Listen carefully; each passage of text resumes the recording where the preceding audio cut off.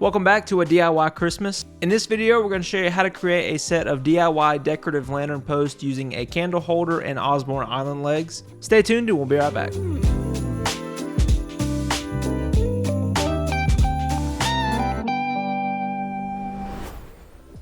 For this project, we'll be using the French Country island leg from Osborne, part 1749 on our website. This is a 35.5 inch island leg, but we're going to trim the ends for an overall height of 28.25. This is going to fit just a little bit better with our installation, but this is up to your project preferences. We're going to trim 4 inches off the longer bottom block and completely remove the top block to work better with the lanterns that we picked up. We can trim this island leg using a miter saw since it has a perfectly square top and bottom block. This will keep the leg parallel to the saw fence. It is important to use a fence clamp whenever possible to allow for a safe cut.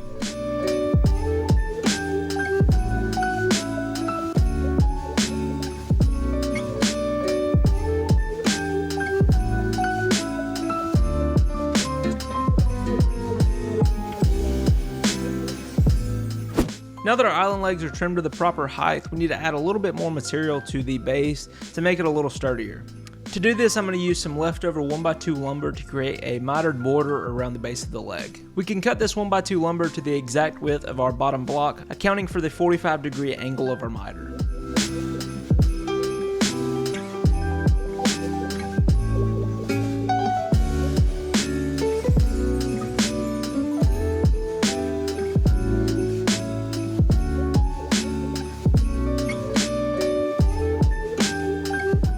Once your pieces are cut to size, you can test fit, apply some wood glue to the back side, and use a finish nailer to attach the pieces to the base of the leg.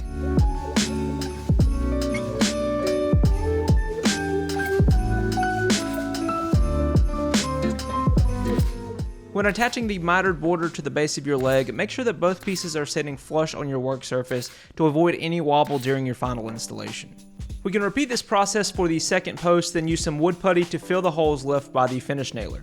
A finish sander can then be used to smooth out the wood putty and get a nice smooth surface ready for paint.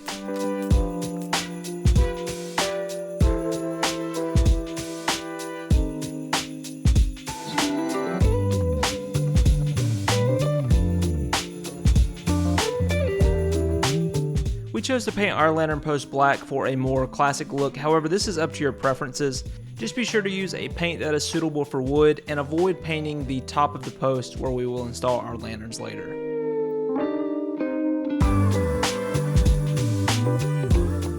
To attach our metal lanterns to the top of our post, we're going to use a 2-part instant setting epoxy adhesive.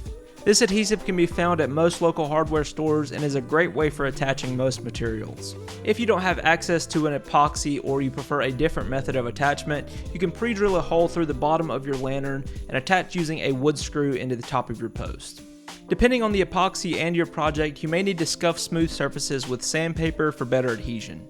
Once we've covered the bottom of our lantern in epoxy, we can coat the top of our table leg to make sure that we're getting good adhesion between both parts. This specific epoxy sets in 90 seconds, so be sure to refer to the manufacturer's directions for your project. We can repeat this process for the second lantern post and take a closer look.